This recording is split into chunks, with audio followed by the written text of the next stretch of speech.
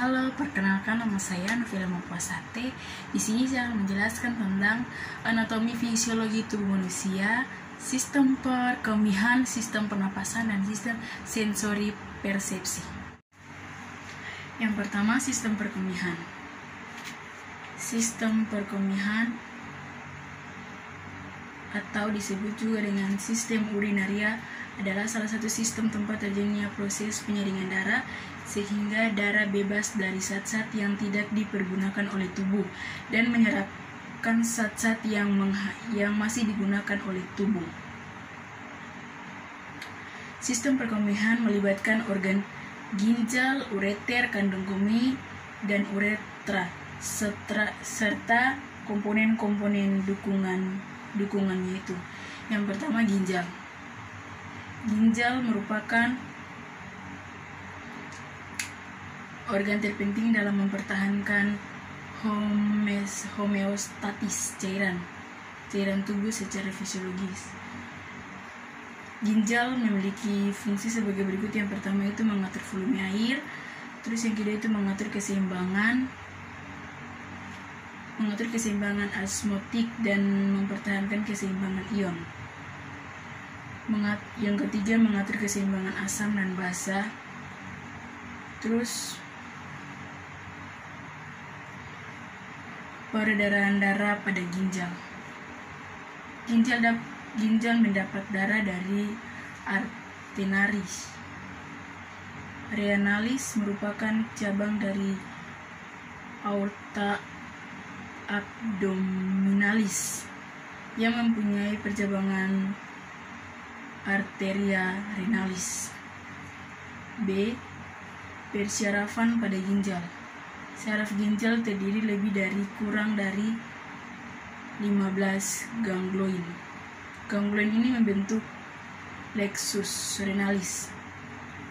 Ginjal mendapat persyarafan dari plexus renalis. Neuron. Unit fungsional ginjal adalah neuron. Pada manusia, setiap ginjal mengandung 1 kurang 1,5 juta neuron yang ada dasarnya mempunyai struktur yang berfungsi yang sama. Neuron pada ginjal dapat dibedakan menjadi dua jenis. Yang pertama, corticalis dan nefron juxta medullarius. Yang kedua itu ureter.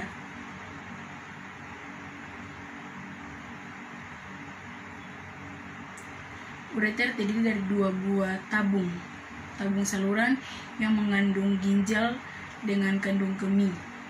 Ureter merupakan lanjutan pelvis renalis yang menunjul distal dan bermuara pada vesica urinaria. Panjangnya 25-30 cm dan diameternya 0,5 cm. Piala ginjal berhubungan dengan ureter menjadi kaku ketika melewati tepi pelvis dan ureter. Ureter berjalan hampir vertikal ke bawah sepanjang fascia mucus posas dan dilapisi oleh petodynium. Penyempitan ureter terdiri atas 4 ureter. Terjadi pada tempat ureter meninggalkan pelvis renalis. Pembuluh darah, saraf, dan pembuluh sekitarnya mempunyai saraf sensorik. Sebagian ureter menurut pendapatnya.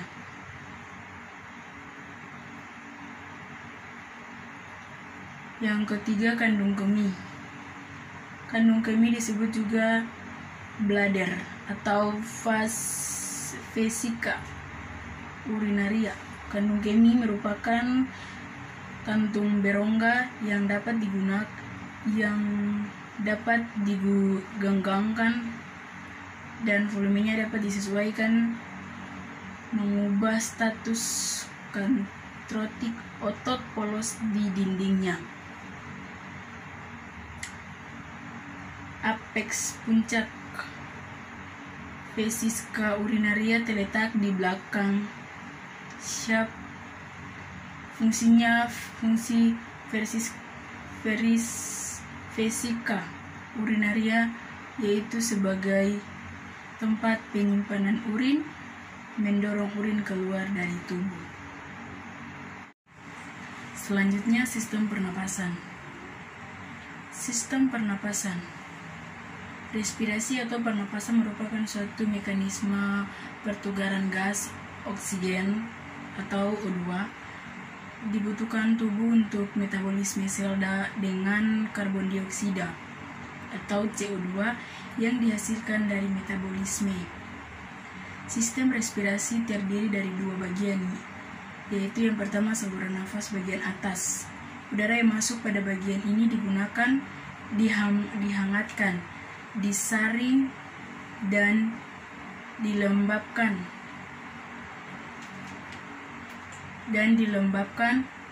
Terus yang kedua itu saluran napas bagian bawah, paru-paru, merupakan tempat pertukaran gas. Yang pertama itu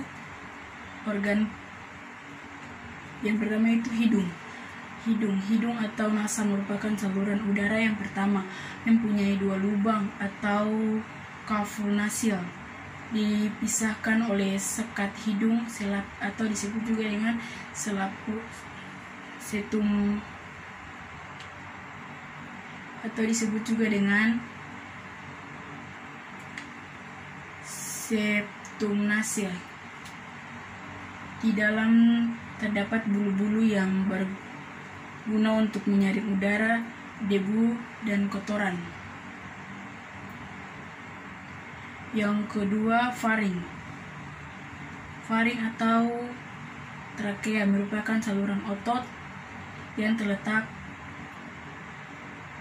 tegak lurus antara dasar tengkorak atau basis renalis dan vertebra cervicalis. Faring merupakan tempat persimpangan antara jalan nafas dan jalan makanan. Terletaknya di bawah dasar tenggorokan. Yang ketiga, trakea. Trakea merupakan batang tenggorokan lanjutan dari laring, terbentuk oleh 16-20 cincin yang terdiri dari tulang-tulang rawan.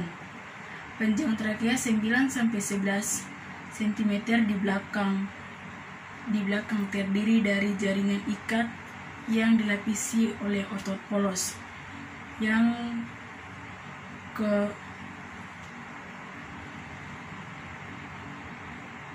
keempat, bronkus. Bronkus merupakan percabangan trakea kanan dan kiri. Tempat percabangan ini disebut karnia. Bronkus terbagi menjadi bronkus kanan dan bronkus kiri. Yang keenam, paru-paru. Paru-paru di rongga dada menghadap ke tengah rongga dada atau cavum mediastinum. Pada bagian tengah terdapat tempuk paru-paru atau hilus. Pada mediastinum terletak panjang paru-paru dibungkus oleh selaput yang bernama pleura. Selanjutnya, sistem sensori persepsi. Proses sensori. Proses sensori adalah proses maksudnya rangsang melalui alat indera ke otak, kemudian kembali melalui saraf motoris dan berakhir dengan perbuatan. Contoh, sel saraf sensoris disebut juga dengan sel saraf indera karena berfungsi membawa rangsang atau impuls dari indera ke saraf pusat atau otak dan sumsum tulang belakang. Jalannya proses sensori hingga dipersepsikan. Yang pertama itu rangsangan menuju ke reseptor menuju ke saraf menuju ke sensor menuju ke sumsum tulang belakang, dan otak menuju ke saraf motoris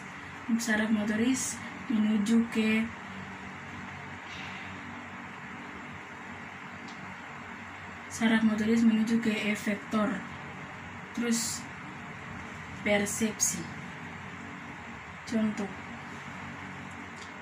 sel saraf atau neuron merupakan suatu kerja utama dari sistem saraf yang berfungsi untuk menghantarkan impuls listrik yang berbentuk akibat adanya suatu impuls. Saraf sensori seperti olfaktorius berfungsi untuk menerima rangsangan dari hidung dan menghantarkannya ke otak untuk diproses sebagai sensasi bau.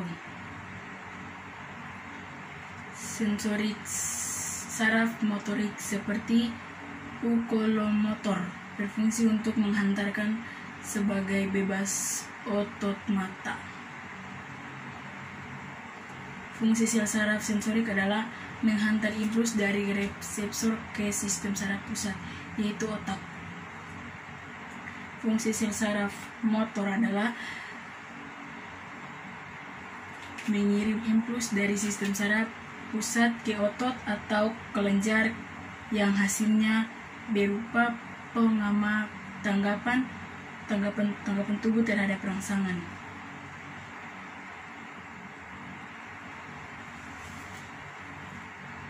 Berdasarkan lokasi sumber rangsang. Yang pertama, interoseptor adalah reseptor untuk menerima rangsangan dari dalam tubuh. Yang kedua itu eksteroreseptor adalah reseptor yang berfungsi untuk menerima rangsangan dari luar tubuh seperti reseptor menerima. Informasi sensori untuk mencapai kesadaran dapat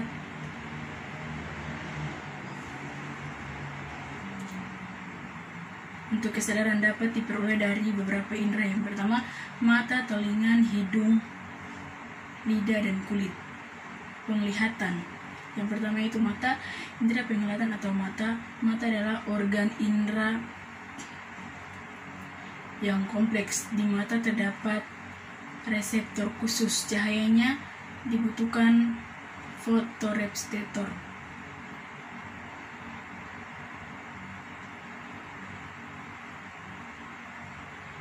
Terus yang kedua itu penciuman.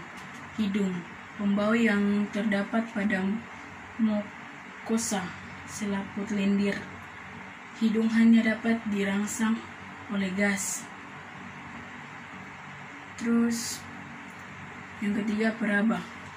Kulit merupakan indera untuk stimulus mekanik, panas, dingin, dan nyeri. Terus yang keempat, pendengaran. Dalam telinga terdapat dua reseptor sensorik untuk mendengar dan keseimbangan. Proses pengamatan melalui tiga. Yang pertama itu telinga bagian luar, telinga bagian tengah, telinga bagian dalam. Rangsangan kimia yang berasal dari luar tubuh kita diterima oleh reseptor kimia atau disebut kemoreseptor. Yang selanjutnya respirasi. Pengertian persepsi. Persepsi adalah proses mencapai kesadaran atau pemahaman lingkungan dengan mengorganisir dan menafsirkan informasi sensorik. Macam-macam persepsi. Yang pertama, persepsi visual, auditory, perabaan, penciuman, pengecapan. Faktor-faktor yang mempengaruhi persepsi. Yang pertama itu pelaku persepsi, yang kedua itu objek atau yang dipersepsikan, yang ketiga itu konteks dari situasi di mana persepsi itu dilakukan.